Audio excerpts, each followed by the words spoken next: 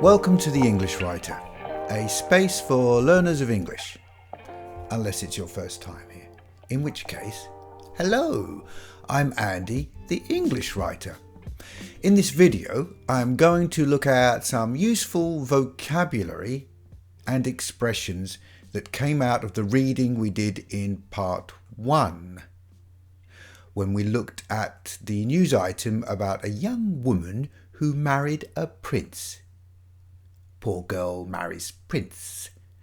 If you didn't see part 1, you can take a look later or now and come back and listen to the reading and discussion of the story. Then you can always come back to this video to understand the vocabulary better. Combined, these two videos, part 1 and 2, are designed to improve your listening and add to your vocabulary. I recommend watching and listening to part 1 a few times, and you could even try shadowing the reading as you watch to help with your own pronunciation. Shadowing means copying by speaking the same words as the speaker as you hear them.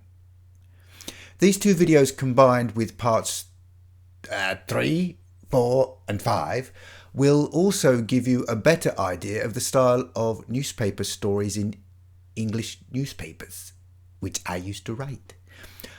Something I will be exploring more in future videos. So, in this video, I'll give you the words and some useful collocations. Collocations means words that often go together.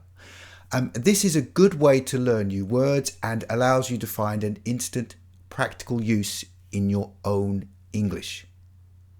I will also point out any phrases that may be useful or interesting too.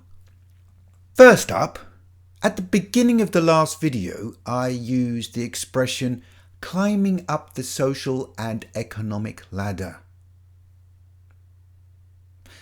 Basically, imagine society runs from a bottom, the very poor with no university education, to the very top, the rich and educated at expensive schools and top universities.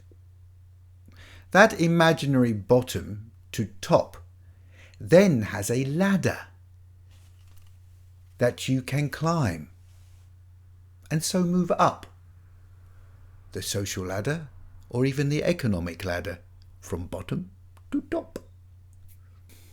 Looking at a story, we can put certain words into groups of similar words, and this helps us learn a set and so talk about a particular topic.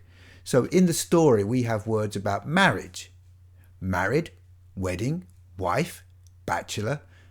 Bachelor is a man who is unmarried. But these days we usually just say single.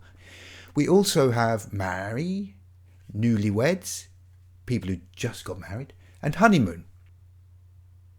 Then we have words for poverty and wealth.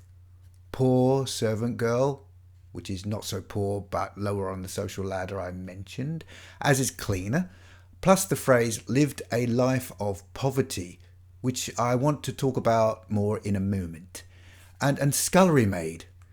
Scullery maid is a job that we don't have in our modern era, but it's similar to a cleaner and a kitchen help.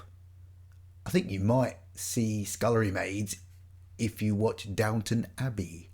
I don't know. Anyway, another set of words that appear in the story are about royalty. So here we have the words prince, royal, palace and king. And finally, we have a special set of words for magic or magical things. And these are fairy godmother, witch, magic and spell.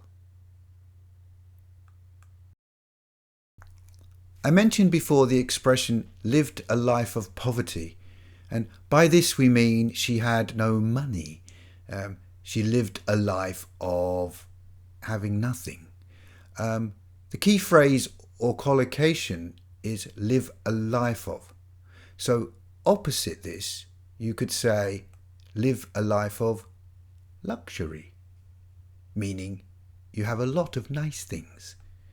You can also make the expressions live a life of crime, or live a life of violence, or live a life of adventure, a life of study, a life of freedom, and so on. So live a life of.